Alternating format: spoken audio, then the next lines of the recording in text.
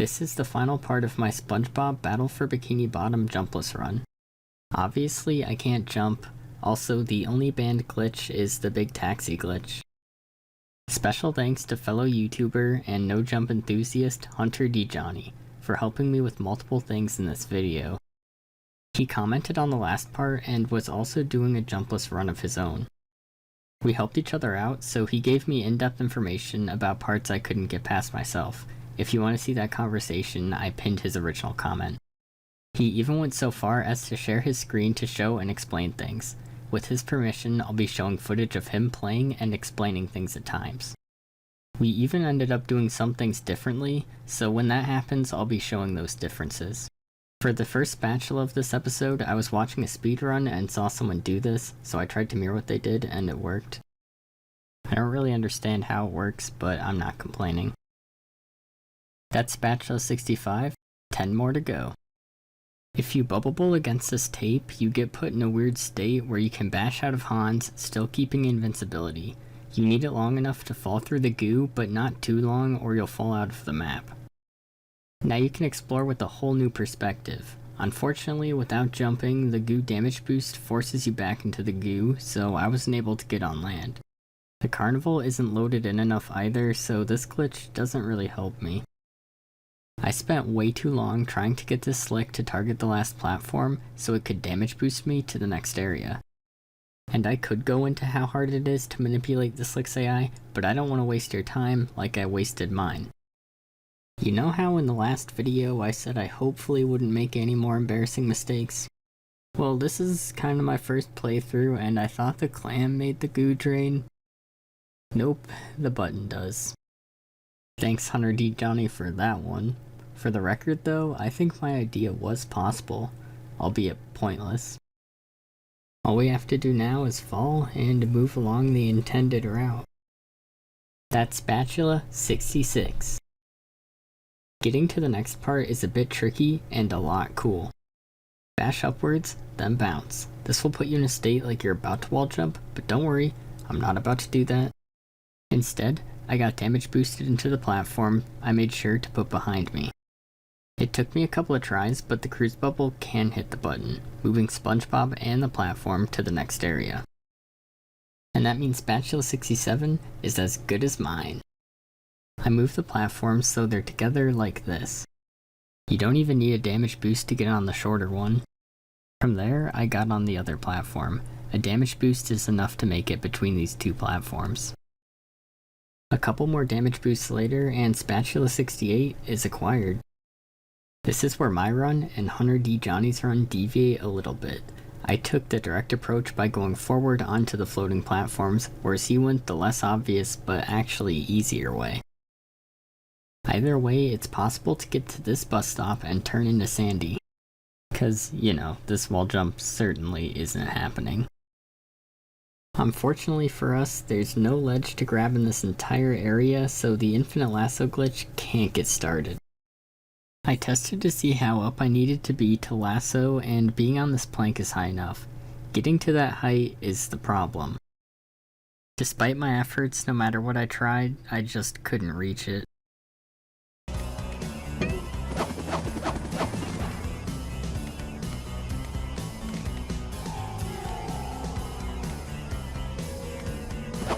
Then I saw it. The spatula was in range, and I could sequence break the game. Then reality hit me like a barefooted jackrabbit on a hot, greasy griddle in the middle of August. That spatula can't be collected unless you bungee with Spongebob. For a while, I didn't know what to do, so I went back and grabbed this sock by sticking to the left of the wall, and I got the underpants that should have been obvious to me before. I talked to Hunter, and he actually got past this part and told me how. I misinterpreted his advice slightly, so we went similar yet different ways. Mine was definitely worse. Once on top, moving ahead isn't really a problem. The issue is getting to the next elevated platform. You would probably think going this way would make the most sense, but nope, weird collision is weird. Sandy can start lassoing from here, and she can even infinite lasso thanks to this platform. Thanks to that, I get golden spatula 69. I tried to make it to the bungee, but this should-be jump wasn't happening. Hunter was able to get it, but we haven't been able to recreate that, and he said the collision was weird the time he made it, so for now, I'm not going to collect this. I was able to hit the first 3 buttons for the cannons, so now the only problem is actually getting to where the last cannon and spatula is.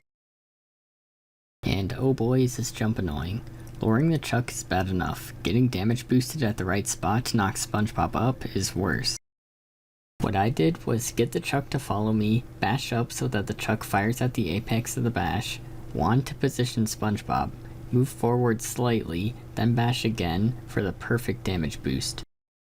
That grants the last cannon, and golden spatula number 70. 5 more to go. I'm sure nobody's surprised that spatula 71 is super easy to get considering which one it is. The next one won't be as easy. The Flying Dutchman is too far away to get to since none of these ledges are grabbable, so we're gonna have to try for another one. I tried this trick last time I was here, but couldn't get it to work. The trick is to get damage boosted from this platform to get in range to open the box, then go in from the other box to get to that island. Hunter told me it worked for him, and knowing something is possible makes it much better to grind attempts for. Sure enough, eventually I got it with a specific damage boost. That's spatula 72. All of the socks I'm about to get are thanks to Hunter showing me how to get them. The first one is on top of this. I actually do this one in a slightly different way than he does, but he showed me the invisible collision. This one's embarrassing.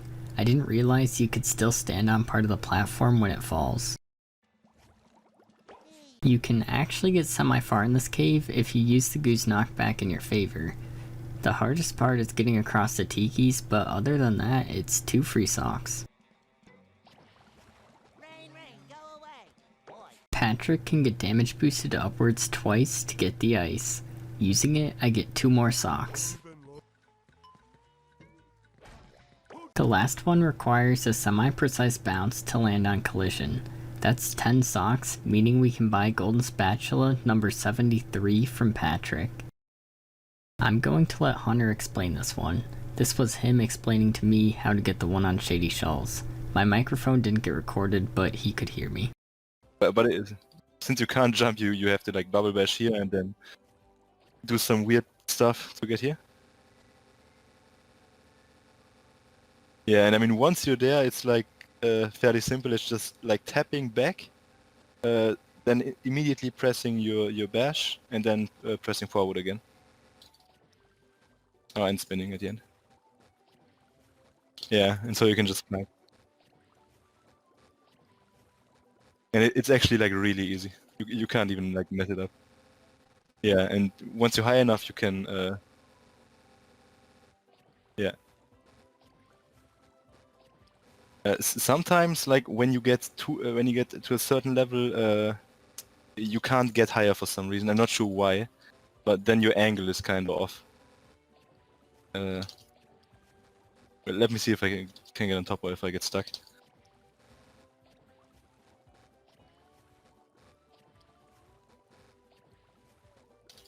Should be. Yeah, no, I'm on top. And like you can, like if you're on top, you can literally just like glide down, or you could walk to hub 3. With this trick, golden spatula 74 is in reach, and you might know what I said I'd do when I get 74. I've gone over how annoying ballroom is before, but the trick is just to make sure the ball doesn't fall in until you're ready to pseudo jump down.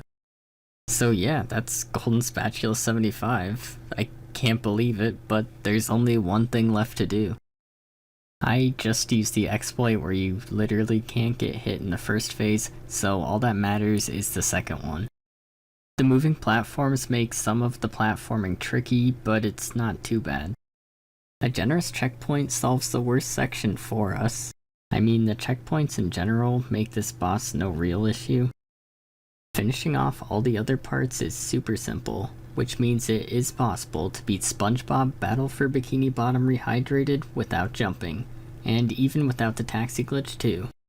Thanks for watching. If you enjoyed the video, please consider subscribing. But not only to me, to HunterDJohny as well. I'm so glad this challenge is possible, and I don't think I would have known that without him. He's thinking of uploading a jumpless speedrun, and watching all these tricks in real time is very satisfying, so I definitely recommend it.